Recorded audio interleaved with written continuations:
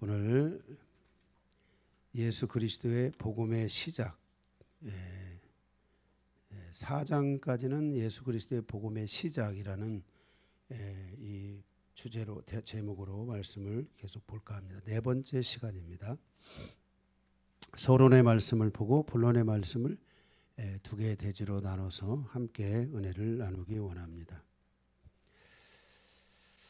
마가복음 2장에 이어서 3장에서도 안식일에 예수께서 사역을 하신 일들을 놓고 예수님과 바리새인들 사이에 충돌이 일어나고 있는 것을 볼 수 있습니다. 왜 이러한 충돌이 일어나고 있는가? 그것은 그들이 메시아로 오신 예수를 인정하지 않고 있기 때문입니다.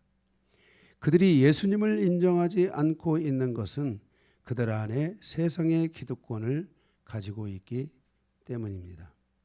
사실 예수님이 하시는 사역을 통해서 예수님은 하나님께서 약속하신 메시아라는 것을 쉽게 알 수 있었습니다. 왜냐하면 메시아에 대한 예언이 구약 성경에 기록되어 있기 때문입니다. 특별히 그들은 바리새인들과 유대인들은 1000년 동안 성경을 읽어온 자들입니다. 예를 들어서 바리새인들은 예수님을 메시아로 인정하지 않았지만 예수님과 같은 놀라운 역사를 일으켰던 납비 힐렐은 BC 110년에 아브라함의 고향 갈대아 우르에서 탄생하여 서기 8년에 세상을 떠났습니다. 바리새인들은 그를 메시아와 같이 추앙했습니다. 그러나 이들은 서기 30년에 등장한 예수님에 대해서는 그를 인정하지 않고 결국 예수님을 죽음에까지 끌고 가는 것을 볼 수 있습니다. 불과 예수님께서 탄생하셔서 30년을 지내셨으니까 30년을 이렇게 사셨는데 이 힐렐이 8년 정도에 죽었으니까 같이 겹치지 않습니까? 같은 시대에 있었던 사람인데 그가 행했던 모든 것들에 대하여 메시아와 같이 바리새인들이 추앙했던 반면에 예수님께서도 그 이상 많은 부분에 이 메시아적인 모습을 보였지만은 그들은 오히려 예수님을 메시아로 받들지 못하고 예수님을 죽음에까지 끌고 갔다는 것을 알 수 있습니다. 바리새인들이 예수님을 몰라볼 만큼 타락한 것은 그들이 세상에서 누리고 있던 기득권을 내려놓지 못하고 있기 때문입니다. 그들은 신앙과 세상 사이에 끼어서 살아가고 있었다고 할 수 있습니다. 누가복음 16장 14절에 바리새인들은 돈을 좋아하는 자들이라 이렇게 말씀하고 있습니다. 그래서 주님은 사도 요한을 통해서 말씀하기를 세상이나 세상에 있는 것들을 사랑하지 말라. 그것이 하나님 아버지의 사랑을 빼앗아 간다고 말씀하고 있습니다. 하나님을 잃어버리면 결국 하나님의 말씀을 잃어버리게 되는 것입니다. 다시 말해서 하나님의 말씀을 잃어버리고 있다는 것 자체는 이미 그 마음속에서 하나님이 없는 삶을 살고 있다는 것이라고 할 수 있다는 것입니다. 그들은 말씀은 있었지만 하나님은 없는 신앙생활을 하고 있는 것입니다. 그들에게 선민사상은 있었지만 하나님의 나라를 그들은 향하여서 가지 못했습니다. 바리새인들의 우상 힐렐에 대한 일화가 있습니다. 한겨울이었습니다. 눈이 내리기 시작했습니다. 힐렐은 밤새 지붕 위에 있다가 눈 속에 파묻혔습니다. 다음 날 아침 그의 동생 세마야는 햇빛을 가리는 형체가 있음을 깨달았습니다. 학생들은 그를 지붕으로 끌어올렸고 안식일이었음에도 불구하고 그를 따뜻하게 해주기 위하여 불을 피웠습니다. 안식일에 불을 피우는 것은 금지되어 있지만 생명을 구하는 경우에는 불을 피우라는 명령이 내려졌습니다. 그로 말미암아 힐렐을 구한 사람들에게는 그것을 공로로 여겼다는 일화가 남겨져 있습니다. 그래서 주님도 다윗의 일화를 들어서 말씀하시기를 마가는 마가복음 2장 27절을 부각시켜 말씀하셨습니다. 안식일이 사람을 위하여 있는 것이요 사람이 안식일을 위하여 있는 것이 아니라고 말씀하셨습니다.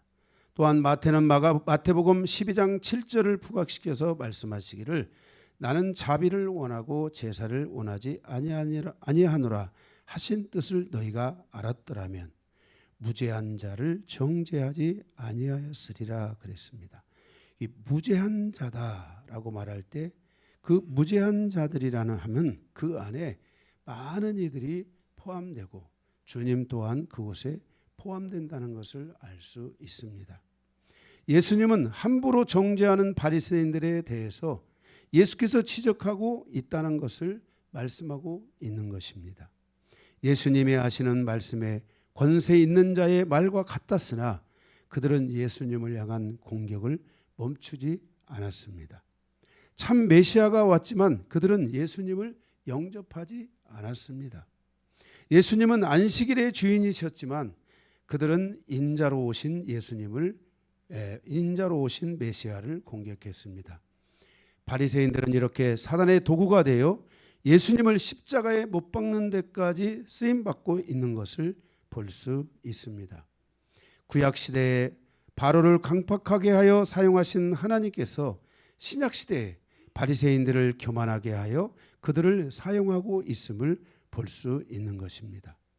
우리의 신앙의 여정에서 우리는 절대로 사단의 도구로 쓰임 받으면 안 됩니다. 그래서 우리는 하나님의 도구로 쓰임 받기 위해 하나님께서 하나님의 그 의의 도구로 쓰임 받기 위해 우리는 우리의 신앙과 믿음의 생활 삶을 집중해야만 하는 것입니다. 그리고 오늘 마가복음 3장을 통해서 안식일에 또 하나의 사건이 일어납니다.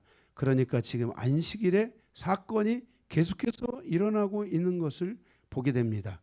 오늘 이 안식일에 일어난 이 사건을 통해서 마가복음을 통해서 주는 교훈이 무엇인지를 함께 생각해 보며 그 당시 그들의 우상, 바리새인들의 우상이었던 힐렐에 대한 자세와 지금 예수님에 대한 자세와 이것들을 우리가 함께 비교하고 생각하면서 지금 이 안식일에 주님이 무엇을 우리에게 말씀하고 있는지를 우리가 한번 돌아보면서 우리는 이 말씀의 교훈을 통하여서 우리가 신앙생활을 하는 과정에 있어서 우리가 어떠한 마음을 가지고 신앙생활을 해야 되는가 하는 이러한 부분들이 우리에게 올바르게 정립될 수 있기를 바랍니다. 우리 먼저 오늘 첫 번째 대지, 두 개의 대지로 나눠서 말씀을 본다겠는데 첫 번째 대지입니다. 1절에서 12절까지 있는 말씀입니다. 안식일에 손마른 사람을 치유하신 사건과 갈릴리에서 계속되는 치유 사역을 통한 교훈입니다. 예수님께서 안식일에 손마른 사람을 오늘 치유하고 있고 또 갈릴리에서 계속해서 많은 사람들을 치유하시고 있는 것을 보게 됩니다. 우리가 그것을 통해 하나님이 주시는 교훈이 무엇인가? 우리가 이것을 절별로 좀 보겠는데요. 거기 1절에서 2절에 보면 예수님이 회당에 들어가시니 한쪽 손 마른 사람이 있는데 바리새인들이 예수님을 고발하려 하여 안식일에 그 사람을 고치시는가 주의하여 보고 있는 것을 보게 됩니다. 그러니까 안식일에 예수님이 손 마른 사람을 치유해서 그들이 공격한 것이 아니라 이 안식일에 혹시 예수님을 고발해야 된다. 저에게 죄를 묻고서 고발해야 된다 하고 안식일에 예수님이 무엇을 하시나 하고 바리새인들이 지금 살펴보고 있다는 것입니다. 3절에 보면 예수님께서 그들 가운데 일어서라고 하십니다. 그래서 거기 3절에 보면 손 마른 사람이 일어서는 것을 보게 됩니다. 그리고 먼저 그때 그 손 마른 사람이 일어났을 때 먼저 예수님께서 바리새인들에게 말씀하십니다.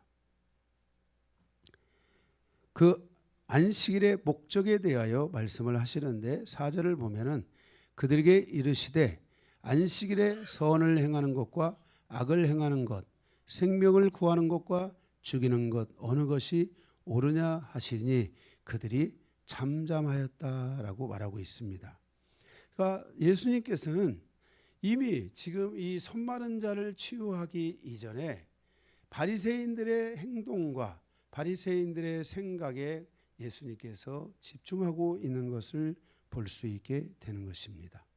안식일에 선을 행하는 것과 악을 행하는 것, 안식일인데 선을 행하는 것과 악을 행하는 것, 생명을 구하는 것과 죽이는 것 어느 것이 더 옳겠느냐라고 하는 것입니다.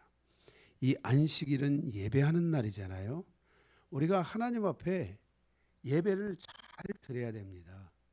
우리가 성도들에 대해서 서로에 대해서 율법적인 모습을 가져서는 안 되지만 그들의 생명이 죽어가는 것을 방치해서도 안 됩니다. 우리가 이 부분은 지금 바리새인들이 잘못된 것이지만 우리가 정말 생명을 가지고 믿음을 가지고 살아간다면 우리가 다른 의미에서 성도들이 정말 믿음을 가지고 살아가는지 성도들이 또 죽어가는지 살고 있는지 이런 것들을 여러분들이 관심을 가지고 그들이 주님 앞에서 정말 구원을 얻고 생명을 얻을 수 있도록 우리가 해야만 할 것입니다.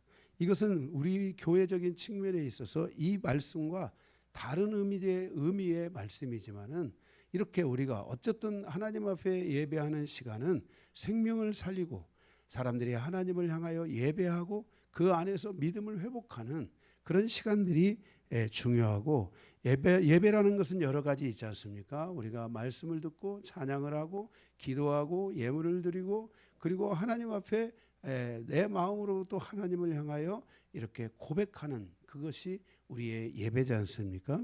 바로 이러한 부분들이 우리에게 예배에 매우 중요한 부분들이죠.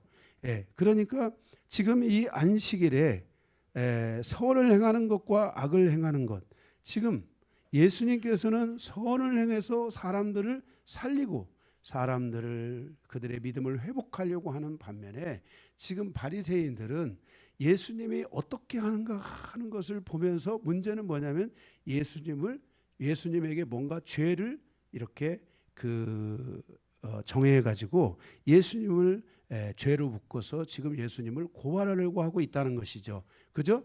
예수님을 고발하려고 하고 있는 것입니다. 그래서 여기 그 4절에 그래서 바리새인들에게 그것을 묻고 있는 것입니다. 그때 그들이 잠잠했습니다. 바리새인들은 답을 알고 있습니다. 따라서 그들은 선을 행하고 생명을 구하는 것이 중요하다라는 것을 아마 지식적으로는 알고 있을 것이라고 우리는 봐야 됩니다. 만일 그들이 그렇게 말하면 이제 많은 사람들이 예수님을 인정하고 예수님을 따르게 되고 바리새인들은 자신들의 기득권을 내려놓아야 하고 지금까지 자신이 악하게 살았던 것을 회개해야만 했습니다. 그리고 자신들이 잘못됐다는 것을 인정해야만 했습니다. 바리새인들이. 그죠? 안식일에 생명을 구하고 정말 안식일에 선을 행하는 것이 중요하다. 이렇게 만약에 말했다면은 이들은 지금 반대로 사는 부분들이 너무나 많습니다. 이 바리새인들은 안식일에 선을 행하는 게 아니라 오히려 악을 행해서 사람들이 안식일에 예배를 드리지 못하도록 하고, 그죠? 예배를 드리지 못했다라는 것은 그들을 성 밖으로 쫓아내고 그들이 가지고 있는 재물을 취하고 이런 잘못된 방식을 가지고 그들이 살아가고 있다는 것입니다. 그래서 생명을 구하는 삶을 사는 게 아니라 오히려 생명을 죽이는 삶을 살게 되고, 그렇죠?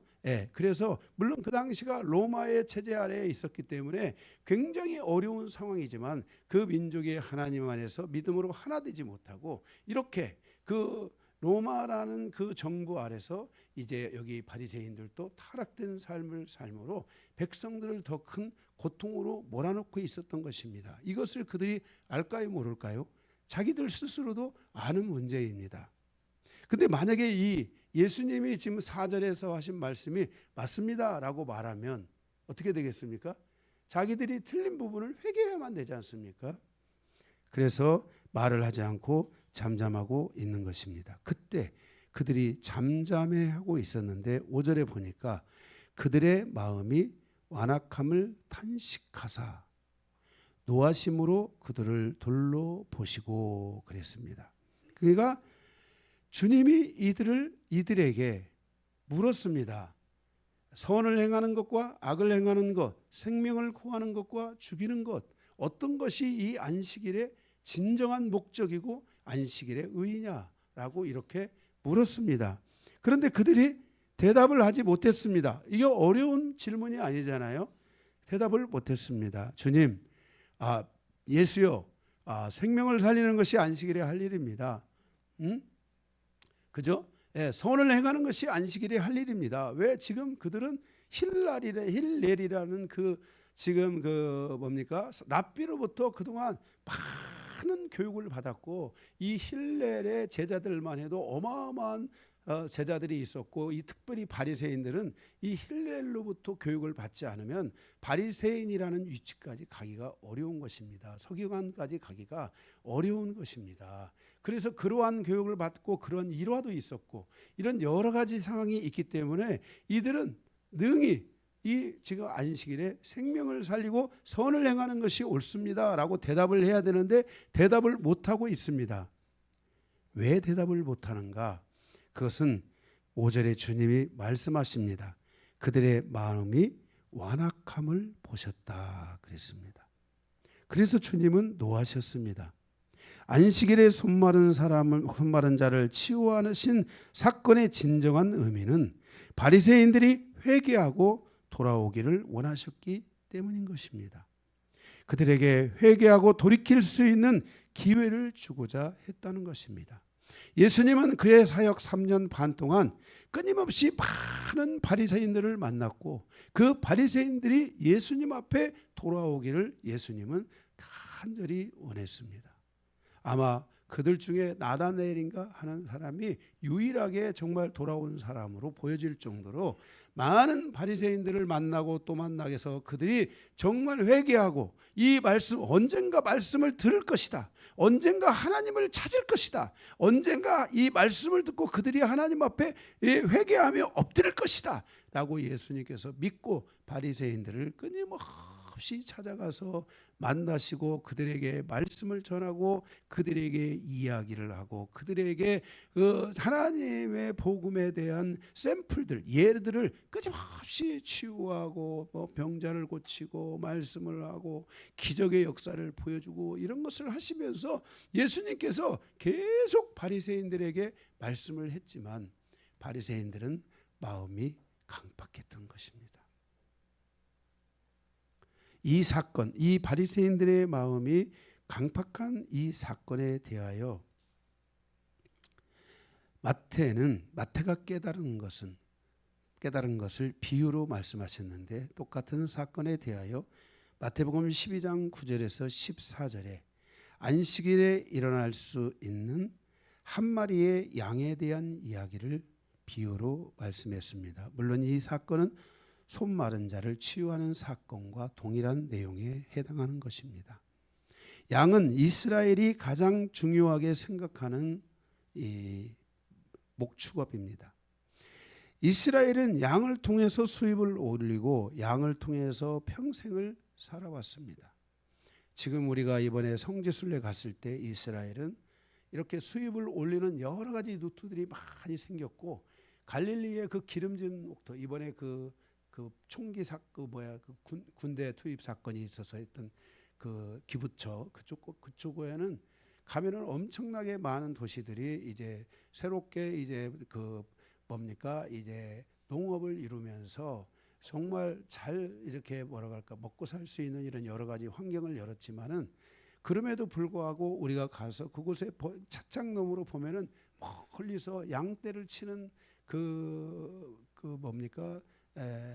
목축업을 하는 이런 사람들이 거기에 있는 것을 계속 볼 수가 있습니다.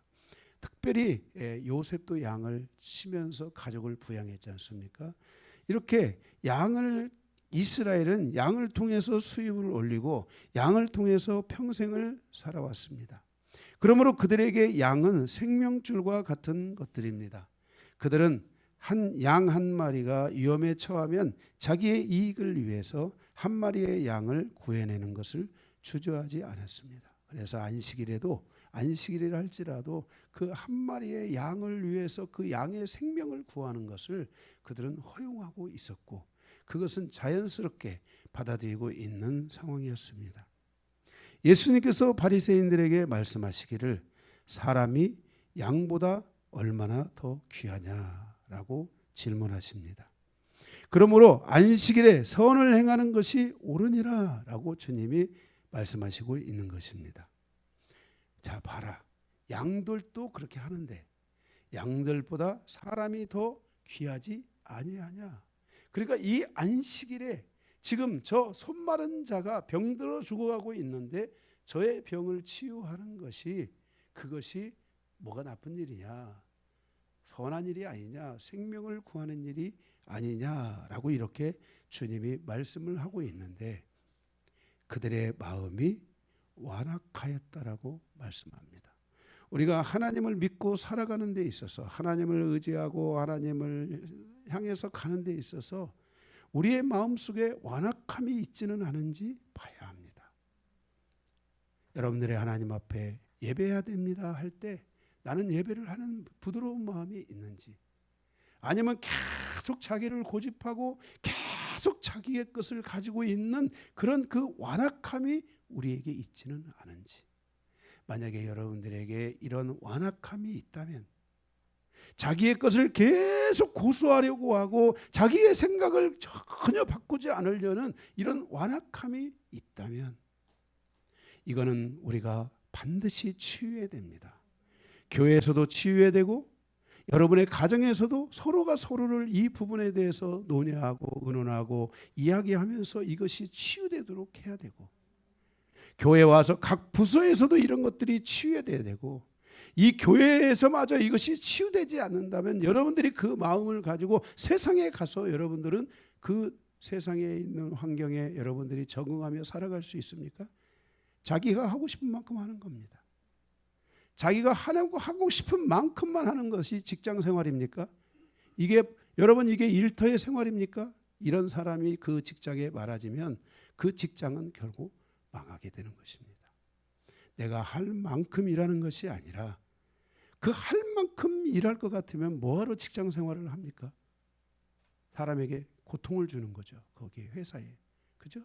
우리는 한 만큼 일하는 것이 아니라 우리가 할 수 있는 것에 10배, 100배, 1000배까지도 할 수 있어야지만이 여러분들이 그 직장에서 살아남게 되고, 거기서 여러분들이 성장하게 되고, 여러분이 거기서 인정을 받게 되는 일들이 일어나게 되는 것입니다. 그래서 우리가 그렇게 그 마음을 가지고 우리가 살아가야 됩니다. 내가 한 달에 예를 들어서 500만 원 수입을 올린다. 그럼 내가 500만 원치만 하면은 여러분들이 거기 직장인입니까? 여러분의 거기 뭐예요? 개인 사업장이지. 아니겠어요? 우리는 그렇기 때문에 우리가 정말 이 그리스도인으로서 우리가 세상에 나아가서 경쟁력을 갖춰가기 위해서 여러분들이 오늘 이 예배를 드리면서, 여러분들이 오늘 하나님 앞에 나와 이렇게 믿음으로 살아가면서 우리 안에 있는 모순된 이 완악함들, 우리 안에 있는 이 자기중심적인 것들, 우리 안에 있는 이렇게 그 강팍한 마음들, 이런 것들을 여러분들이 말씀을 통해서 이것들을 여러분들이 녹여내야 됩니다. 이것을 부서뜨려 줘야 됩니다.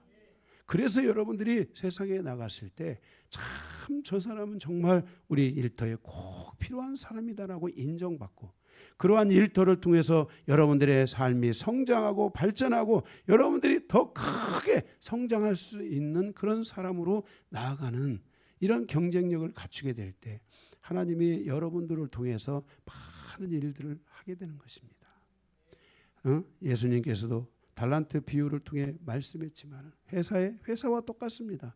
회사에서 모든 사람들에게 능력에 따라서 5달란트를 주기도 하고 2달란트를 주기도 하고 1달란트를 줬는데, 어떤 사람은 그 1달란트를 탁당에다 묻어놓고 자기의 할 일이라고 생각을 하고 머물러 있는 사람들이 있습니다. 그런가 하면 2달란트를 남기는 사람이 있고 또 5달란트를 남기는 사람이 있습니다. 우리가 그리스도인으로서 살아가는 삶의 여러 가지 과정에 이 하나님의 말씀과 신앙생활이 우리의 이 무엇을 말씀하고 있느냐, 우리의 이 강팍한 마음들, 자기중심적인 마음들, 하나님을 바라보지 않고 자기만을 그냥없이 바라보는 이런 마음들이 있다면은 그 사람은 그 강팍한 마음을 반드시 깨트려야 됩니다. 말씀을 통해서 우리의 영혼의 그 모습을 보라보고 우리가 거기서 치유가 이루어질 때 여러분들이 건강한 삶을 살아가게 되고 여러분의 인생에 대한 진정한 돌파가 이루어지는 것을 여러분들이 거기서 경험할 수 있게 되는 것입니다. 예수님께서는 바리새인들의 그 강팍함을 보셨습니다. 바리새인들은 하나님이 원하는 뜻과 하나님이 원하는 축복의 노선을 따라가지 않고 이렇게 마음이 강팍해졌다는 것은 백성들의 등을 치고 백성들에게서 뺏어서는 안 되는 것들을 뺏어서 자기의 이익을 착복하는 잘못된 삶을 살고 있다는 것을 우리에게 여기서 말씀해 주고 있는 것입니다. 그러니 이들이 마귀 새끼가 아니겠습니까? 예수님께서 그래서 이 독사의 자식들이라고 그들을 책망하고 너만 지옥 가는 것이 아니라 너 앞에서 배우고 익히고 있는 모든 이들을 다 지옥불로 끌고 가는 이 악한 자들아 하면서 이 주님께서 이 회칠한 무덤아 하면서 주님께서 그들을 책망하시는 것을 우리가 성경에 볼 수 있습니다. 예수님이 단 한 번 유일하게 책망을 하셨던 그룹이 바로 성경에 보면 바로 이 바리새인들의 그룹인 것입니다. 강팍한 마음. 왜 이렇게 이들이 이 강팍한 마음을 가지고 있는 것인가? 주님은 그래서 노하시고 안식일에 손 마른 자를 치유하시는 바로 그 사건의 진정한 의미는 손 마른 자를 치유하는 데 목적이 있는 게 아니라 손 마른 자를 어떻게 대하는가 하는 거고 그 예수님이 어떻게 대하는가를 그 보려고 온 바리새인들이 바로 여기에 타겟이 되고 있다는 것을 우리는 알아야 됩니다. 안식일에 손 마른 자를 치유하시는 사건의 진정한 의미는 바리새인들이 회개하고 돌아오기를 간절히 원하셨기 때문입니다. 그들에게 회개하고 돌이킬 수 있는 기회를 주고자 했던 것입니다.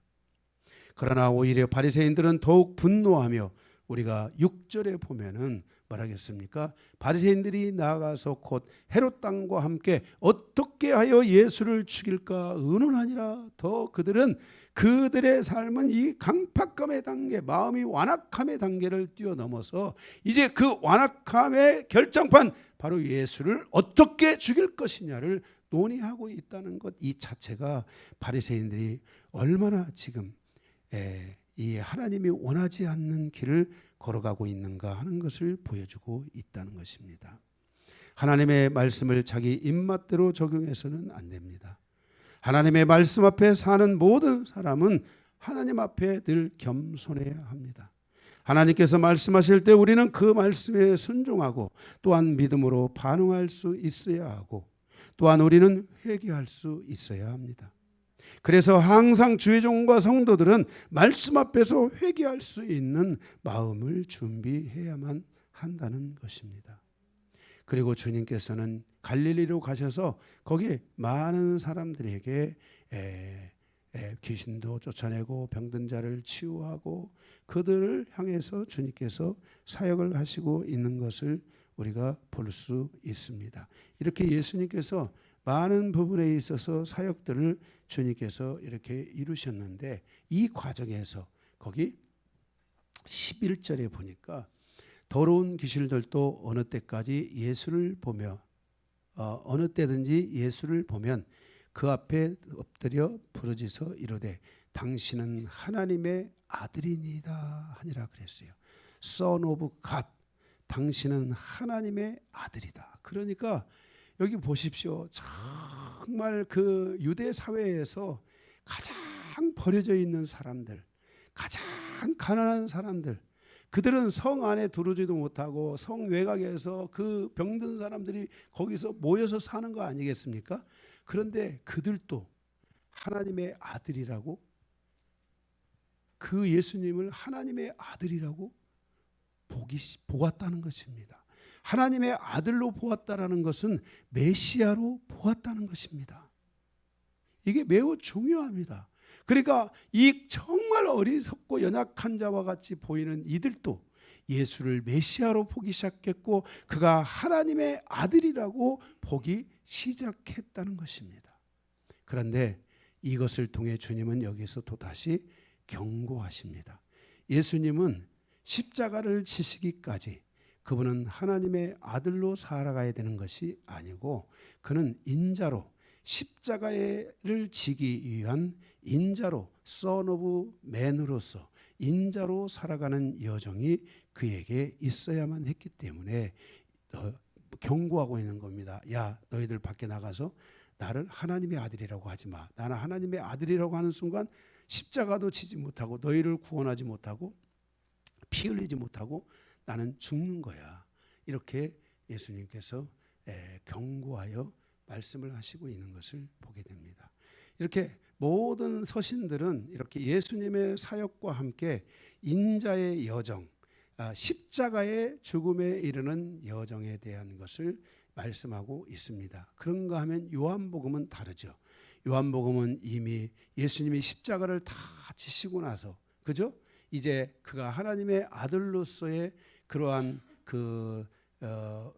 부활하시고 그리고 다시 오시겠다고 약속해 주신 하나님의 아들로서 드러난 상황이기 때문에 요한복음의 시작은 Son of God, 하나님의 아들로서 어떻게 Son of Man, 이 인자, 이 십자가의 죽으심의 여정을 향해서 가게 됐는지를 말하는 것이 요한복음이라면 바로 이 마가복음, 마태복음, 누가복음은 예수님께서 인자로서 어떻게 하나님의 마지막 아들이 되시는가 하는 이 과정을 우리에게 나타내주고 있는 것이 다른 점이라고 할 수 있습니다.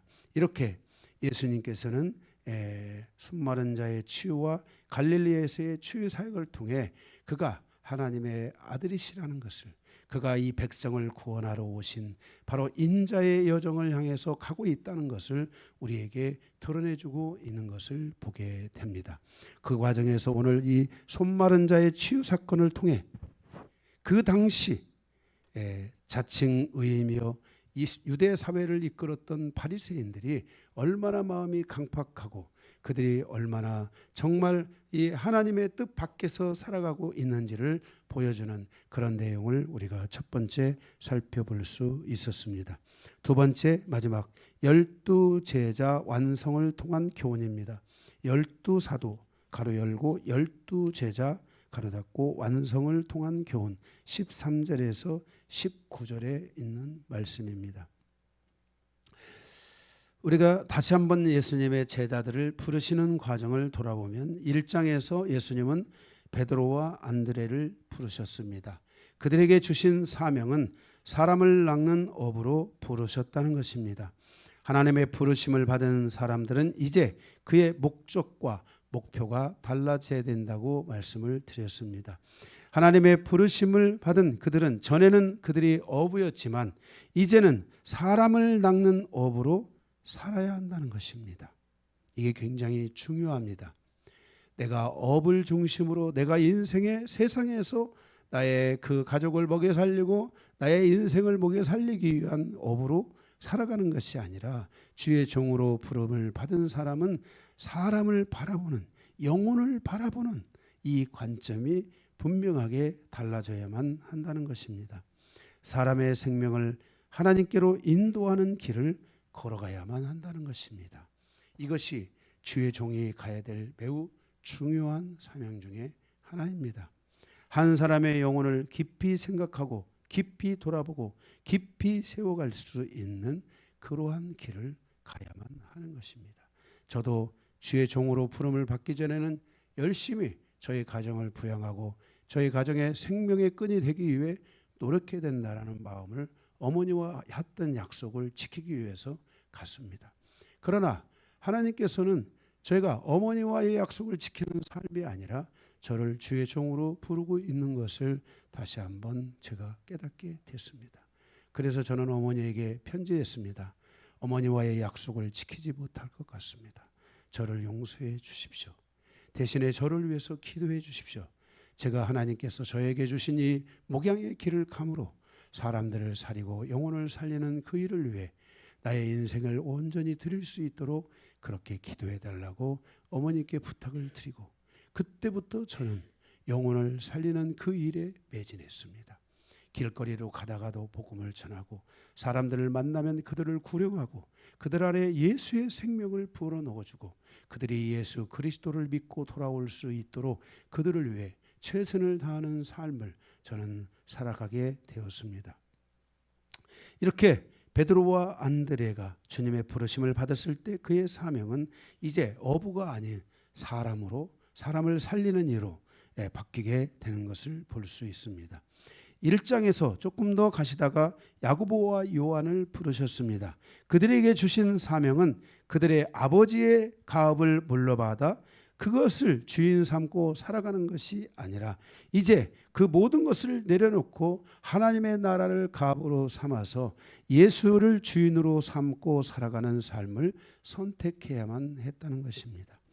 신약교회 제일 먼저 순교한 제자 야고보는 주님을 따라가다가 주님을 주인으로 삼고 가다가 사도 중에 제일 먼저 순교하였습니다. 사도 요한 또한 사도 시대에 마지막까지 주님의 교회의 기둥이 되어 교회를 세우고 교회를 살리는 그 일에 사명을 다 감당하고 그 부르심을 마치는 것을 보게 됩니다. 이렇게 네 사람이 부르심을 받고 2장에서 세 번째 세리 마태를 부르시는 것을 볼 수 있습니다. 그에게 주신 사명은 이스라엘 사회가 죄의 문제로 고통하고 있을 때 예수님은 가장 죄인 중에 죄인인 마태를 부르셨습니다. 주님은 마태를 부르시며 이렇게 말씀하십니다. 너희는 가서 내가 긍휼을 원하고 제사를 원하지 아니하노라 하신 뜻이 무엇인지 배우라고 말씀하고 있습니다. 신약시대는 유대인들이 지켜왔던 성전의 시대, 즉 제사제도에 의한 죄사함을 받는 것은 끝나고 예수 그리스도의 긍휼하심을 받아 그의 피로 죄사함, 즉 구속함을 받아 하나님의 의롭다함을 받는 시대라는 것을 선포하여 주고 있습니다. 그래서 사도 이 마태는 마태에게 주님은 말씀하시기를 내가 의인을 부르러 온 것이 아니라 죄인을 부르러 왔노라 라고 말씀드렸습니다. 이때 우리는 주님은 의인을 부르러 왔어요? 성경 전체로 보면 주님은 죄인을 부르러 왔어요? 의인을 부르러 왔어요? 예? 예수님은, 하나님은 어디에 계세요? 예? 의인의 회중에 거하시고, 그죠? 의인 가운데 함께 하시고 의의 백성들과 함께 거하시고, 그죠? 의인을 축복하시고, 하나님은 죄인을 축복한 게 아니에요. 의인을 축복하시고, 이게 성경 전체의 흐름이잖아요. 그런데 그것을 바꾸어 놓은 게 누구예요? 바리새인들이죠. 바리새인들은 뭐예요? 의의 백성들을 뭐예요? 죄인의 백성으로 만들고 자신들의 죄를 숨기고 자신들은 자칭 의인이라고 말하고 있는 것입니다.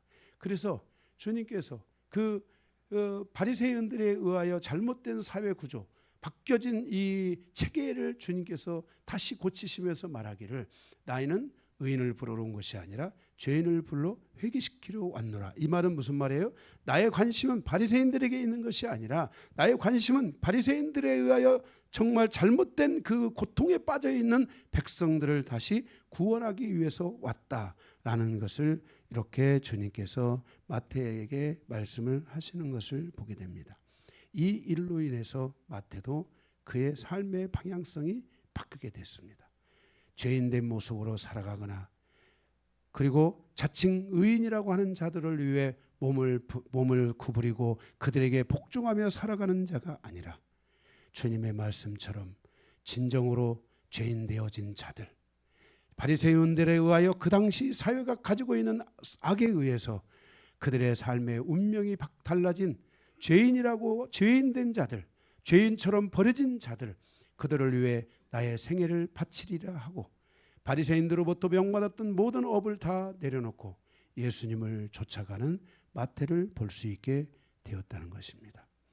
예수님의 오심으로 바로 이와 같은 하나님의 원하시는 자칭 의인된 자들이 죄인되고 죄인된 자들이 예수님을 만나 의인되는 시대가 바로 신약 시대이며 교회 시대인데, 이 시대를 마태가 열고 있는 것을 보게 됩니다.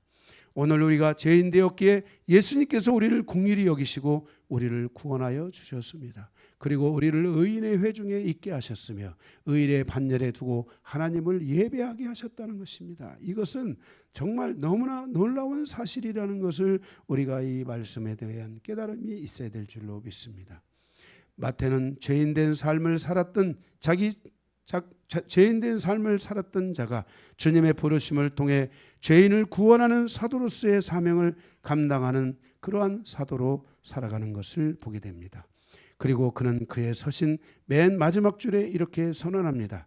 예수께서 나와 말씀하여 이르시되 하늘과 땅의 모든 권세를 내게 주셨으니 그러므로 너희는 가서 모든 족속 모든 민족으로 제자를 삼아 아버지와 아들과 성령의 이름으로 세례를 베풀고 내가 너에게 분부한 모든 것을 가르쳐 지키게 하라. 볼지어다 내가 세상 끝날까지 너희와 항상 함께 있으시리라. 이면서 주님의 지상 대명령, 너희는 가서 모든 민족을 구원하라. 라는 이 말씀을 따라서 마태가 이 말씀의 맨 마지막에 기록하고 있는 것을 보게 됩니다. 그래서 이 말씀에 순종한 유대인들 가운데 많은 사람들이 복음에 헌신하는 사람들도 있지만 또한 이 말씀에 불순종하여 살아가는 유대인들도 있었다는 것을 우리는 알 수 있습니다.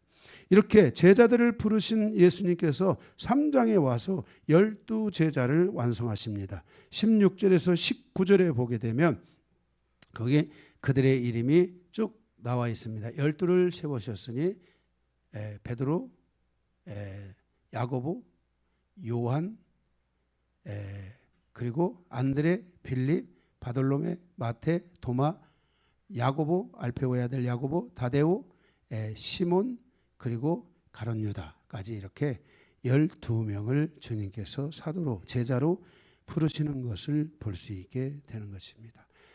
이들을 제자로 삼아 사도로 삼으신 것은 사도란 특사입니다. 보내심을 받은 자, 예수 그리스도의 사역을 위임받은 자들이 사도인 것입니다. 본문에서 예수님은 이 사도들에게 세 가지를 행하시고 있는 것을 보게 됩니다. 14절에 보면 12를 세우셨으니 이는 자기와 함께 있게 하셨다 그랬습니다. 세 가지를 하셨는데 예수님과 함께 있게 하셨고 또 전도하게 하셨고 또 권능을 가지고 치유 사역을 하고 그죠? 하나님의 역사를 이루게 하신 것을 보게 됩니다. 예수님께서 제자들 사도들에게 위임하신 사역을 통해서 교훈하고 있는 것은 무엇인가? 첫째가 뭐예요? 예수님과 함께하는 사역입니다. 진정한 제자의 삶이란 하나님과 함께하는 삶을 배워야만 하는 것입니다. 하나님과 함께하는 삶이 바로 영성인 것입니다. 하나님과 함께하며 우리는 영적인 교제를 이루어가는 것을 배워야만 하는 것입니다.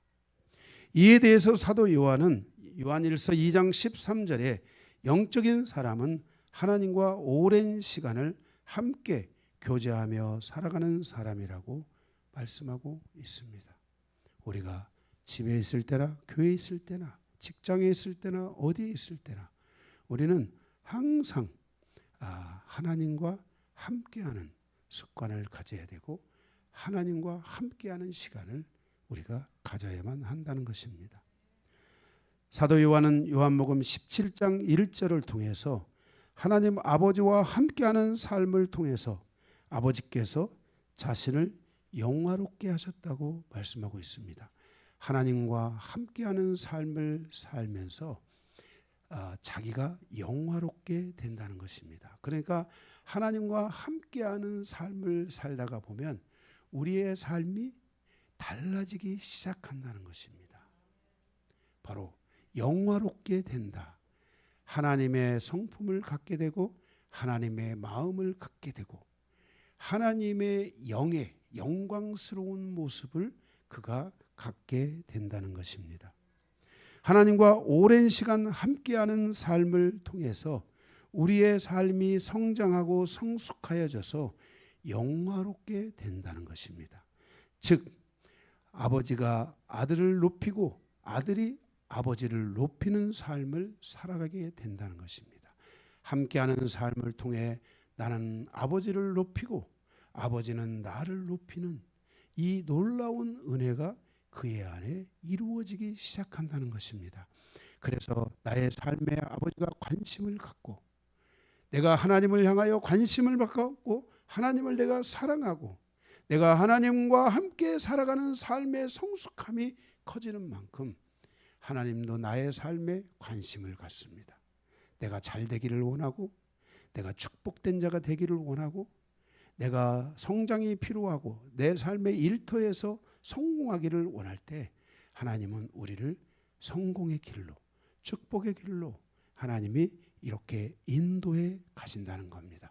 자연스럽게 내 삶의 새로운 변화와 새로운 역사들이 나타나는 것이 하나님과 함께하는 삶이 주는 축복이라는 것을 말씀하고 있습니다. 또한 요한복음 17장 3절에 이렇게 함께하는 삶을 통해서 참 하나님 그랬습니다. 참 하나님은 요한일서 5장 마지막에 보면 예수님이죠. 참 하나님, 바로 아버지, 영존하시는 아버지 예수님을 가리킬 때 참 하나님이라고 했잖아요. 그 예수님을 알아가는 시간이라고 말씀하고 있습니다. 아버지와 함께하면서 누구를 알아가냐면 예수님을 참 아버지, 영존하신 아버지, 참 하나님 예수님을 알아가기 시작한다는 것입니다. 예수님이 참 아버지이고 예수님이 영존하신 아버지이고 예수님이 참 하나님인 것은 예수님이 영으로만 계신 것이 아니라 우리 인간의 몸을 입고 오셔서 우리와 함께 거하신 그 삶의 여정이 예수님에게 있다는 것입니다. 아버지가 가정에서 해야 될 여러 가지 일 중 가장 중요한 것은 가족을 위한 희생이라고 생각합니다. 예수님도 참 아버지가 되어서 영존하신 아버지, 참 하나님이 되어서 우리를 구원하기 위해 십자가를 지시기까지 자신을 기꺼이 희생하시고 헌신하시고 하나님의 뜻에 자신을 내어 맡기신 예수님을 볼 수가 있습니다. 이분은 이렇게 이 인류를 구원하기 위하고 나의 가족을 구원하기 위한 참 아버지로서의 참 하나님으로서의 여정을 우리에게 몸소 살아가시고 몸소 보여주신 바로 예수님인 것입니다.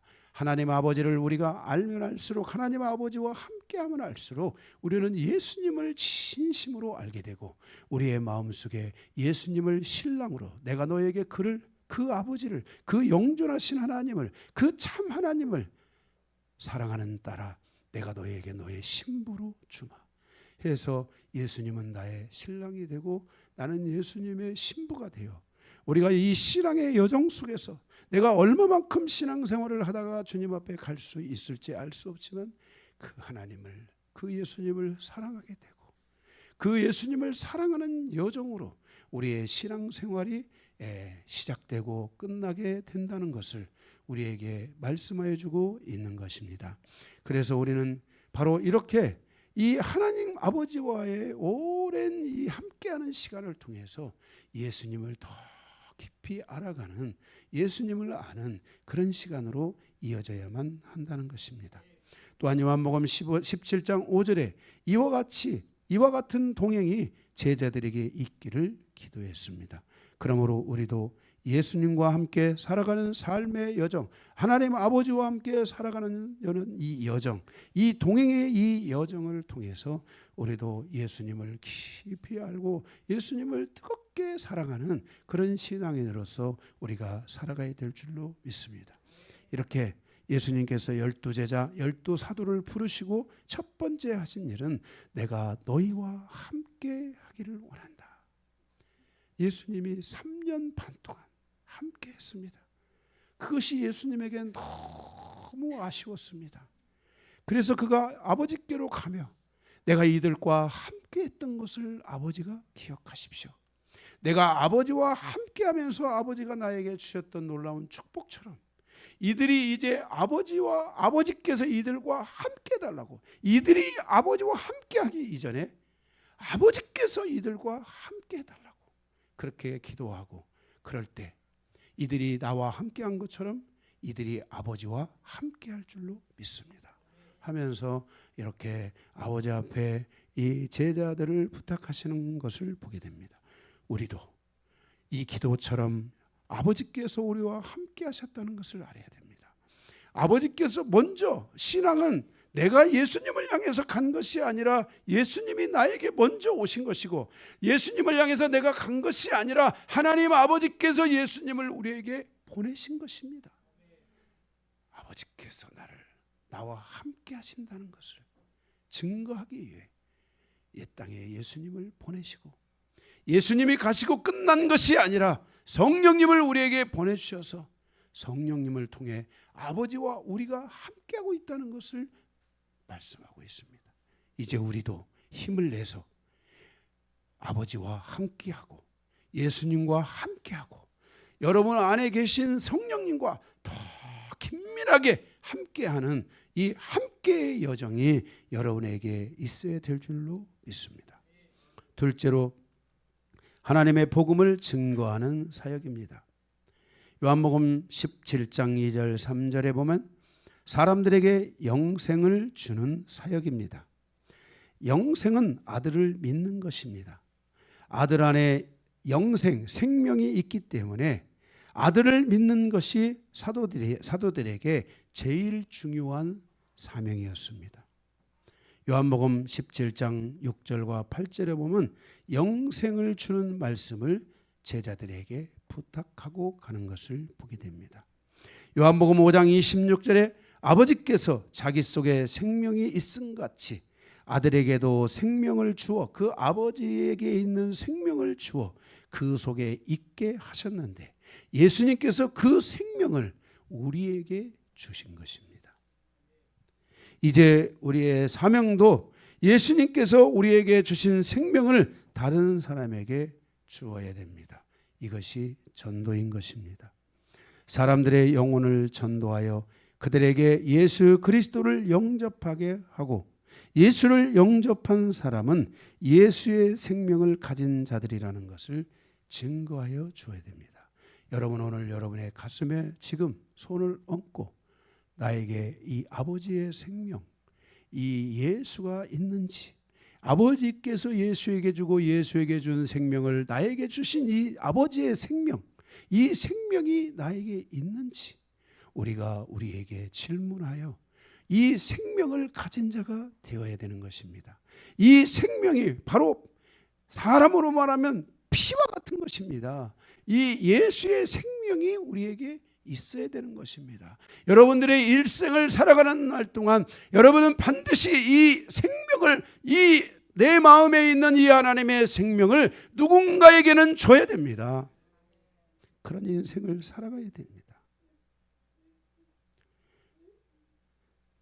예수를 영접한 사람은 예수의 생명을 가진 자들이라고 사도 요한은 증거하고 있습니다. 예수를 영접할 때 예수의 생명 안에 있는 그의 피와 죽음과 부활과 재림을 전해 주어야 합니다. 그리고 그것을 믿게 하고 예수를 마음에 영접하게 하여야 하는 것입니다. 이것이 우리의 제일 중요한 사명이라는 것을 기억하시기 바랍니다. 여러분이 여러분의 인생을 살아갈 때 주의 종이든 성도이든 자기 안에 있는 예수의 생명을 반드시 누구에겐가 주어야 된다는 것을 알아야 됩니다. 만약 여러분에게 있는 이 생명이 한 달란트인데, 한 문화인데, 그 한 달란트나 한 문화를 땅에다가 묻어둔다면 여러분들은 후에 주님으로부터 책망을 들을 것입니다. 여러분들의 그 생명, 하나님의 생명을 오늘 여러분들이 누군가에게 계속해서 주려고 하는 이러한 전도가 여러분에게 있으셔야만 할 것입니다. 예수의 생명을 반드시 누군가에게 계속해서 주고자 하는 전도의 열정이 여러분에게 있으시기를 바랍니다. 마지막으로 셋째, 2번에 3번입니다. 예수 그리스도의 권능을 가지고 사역하는 것입니다. 예수님은 스스로 일하지 않고 성령을 통해서 일하십니다. 그러므로 성령은 그리스도의 영으로서 그리스도의 사역을 돕는 분입니다. 성령으로 말미암아 예수 그리스도의 이름을 사용하는 권세를 주셨습니다. 여러분 안에 계신 성령으로 말미암아, 내 안에 계신 성령으로 말미암아 예수 그리스도의 이름의 권세로 너희에게 명하노니 아픔, 고통은 떠나갈지어다, 귀신은 떠나갈지어다라고 여러분들이 선포하면 됩니다. 물론 나갈 수도 있고 안 나가고, 여러분의 입장에서 나갈 수도 있고 안 나갈 수도 있고, 그게 중요한 게 아닙니다. 이러한 선포가 있다는 것이 중요하고, 성령을 통해 예수의 이름을 전파하고 있다는 것이 중요합니다. 더러운 귀신은 반드시 언젠가 나가게 돼 있고, 오늘 안 나가도 내일 나가고 반드시 나가게 돼 있습니다. 그렇기 때문에 우리는 믿음으로 선포하는 것입니다. 믿음으로 기도해 주는 것입니다. 우리 영광교회가 무슨 얼마나 큰 힘이 있습니까? 1기 때보다 조금 2기 때 약하지만 그래도 우리가 믿고 기도하잖아요. 그러면 그것을 이루시는 분은 누구세요? 하나님이세요. 하나님의 뜻만 이루어지면 돼요. 하나님의 역사만 이루어지면 돼요. 여러분의 능력이 드러나고 안 드러나고, 여러분이 얼마나 위대하고 안 위대하고 이것은 중요하지 않아요. 하나님은 자기 일을 하십니다. 우리는 우리의 일을 하는 거고, 우리는 심는 자로서 또는 우리는 뿌리는 자로서의 삶을 살지만 그것을 거두시는 분은 하나님이시라고 말씀했잖아요. 우리가 믿음을 가지고 기도하고 믿음으로 선포하고 믿음을 가지고 나아가면 하나님께서 당신의 일을 이루실 것입니다. 우리 믿으십니까? 그렇다면 예수 그리스도의 권능을 여러분에게 주셨다는 것을 믿으셔야 됩니다. 다만 여러분들이 성령으로 말미암아 예수 그리스도의 이름을 사용하는 권세를 주셨다는 것을 기억하시기 바랍니다. 그래서 여러분 안에 성령이 늘 함께해야 됩니다. 제가 아까 함께하는 사역이 중요하다고 말씀드렸죠. 성령과 함께하고 성령을 생각하고 성령을 통해서 가라려고 하고 성령의 충만을 구하고, 그죠? 그래서 그리스도의 몸된 자들로서 살아가는 성도는 성령의 충만을 구하라 그랬잖아요. 그래서 성령 충만이 매우 중요합니다.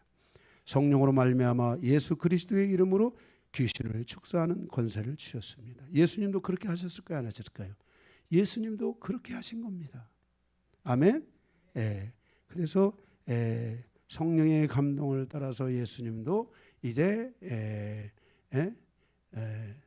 나사렛 예수 이름으로 명하노니 너는 떠나갈지어다. 아멘. 더러운 귀신은 이미 그 존재자잖아요. 예수님이 그 존재잖아요. 더러운 귀신은 떠나갈지어다. 이미 그 존재이기 때문에 귀신이 또 알아보잖아요. 그죠? 여러분을 귀신이 못 알아본다고 너무 낙심하지 마십시오. 응? 여러분을 이 사람은 굉장히 위대한 사람이다. 여러분 이런 거 희망하잖아요. 근데 그거 알아주지 않는다고 너무 기죽지 마세요. 아멘? 예? 중요한 건 귀신이 누구만 알아보면 돼요? 예수님만 알아보면 되지. 성령님만 알아보면 되지. 꼭 여러분을 알아봐야 됩니까? 그죠? 그 당시에 예수님은 그 이름의 권세 그 자체세요. 그러니까 알아보는 거예요. 귀신이 막 예수님을 알아보는 건 당연하잖아요. 우리는 지금 이미 한 달이, 두 달이, 세 달이 건너 있잖아요.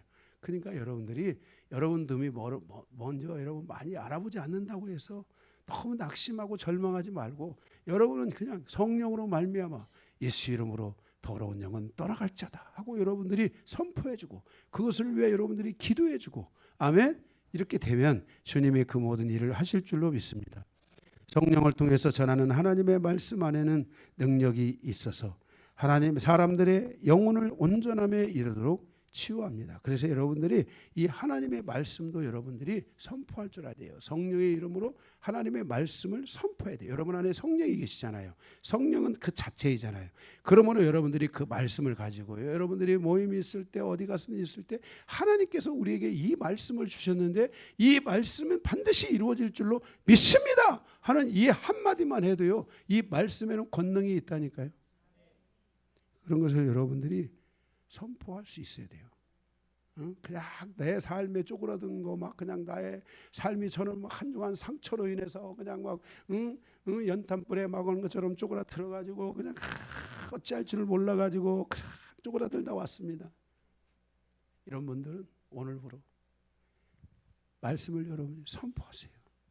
내 삶이 부족하고 연약했지만 저는 지난 한 주간 주셨던 말씀 가운데 이 말씀을 내 마음속에 묵상하고 오늘 이 말씀을 향해서 기도 가운데 이것을 선포하고 그리고 오늘 이 모임에 와서 다시 한번 이 말씀을 선포하면서 이 말씀대로 나에게 여러분에게 이루어질 줄로 믿습니다. 이런 것들이 중요한 거예요.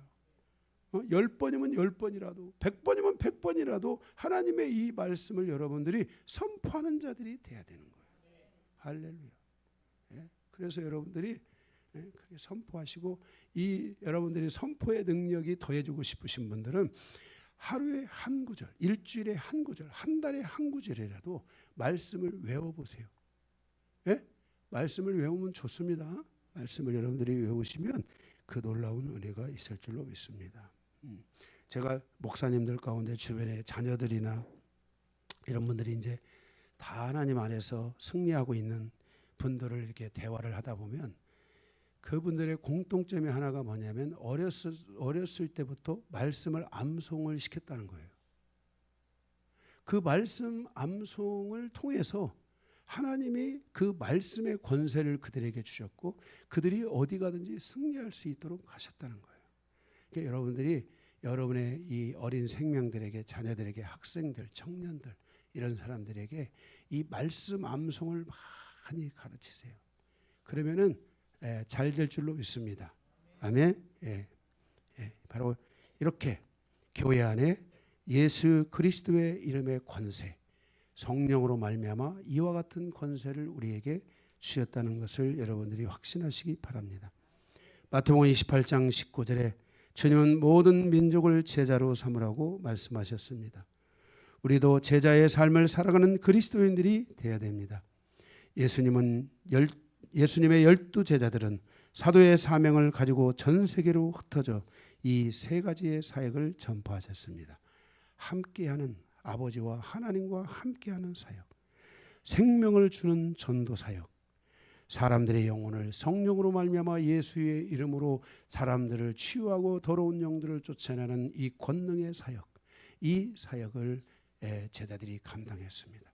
우리 영광교회도 이 세 가지의 사역을 감당하는데 조금도 저는 부족함이 없다고 믿습니다. 여러분들이 이 세 가지의 사역을 잘 함으로 마지막 때 하나님의 영광을 위해 살아가는 모든 주님의 제자들 성도들이 다 되시기를 주님의 이름으로 축복합니다.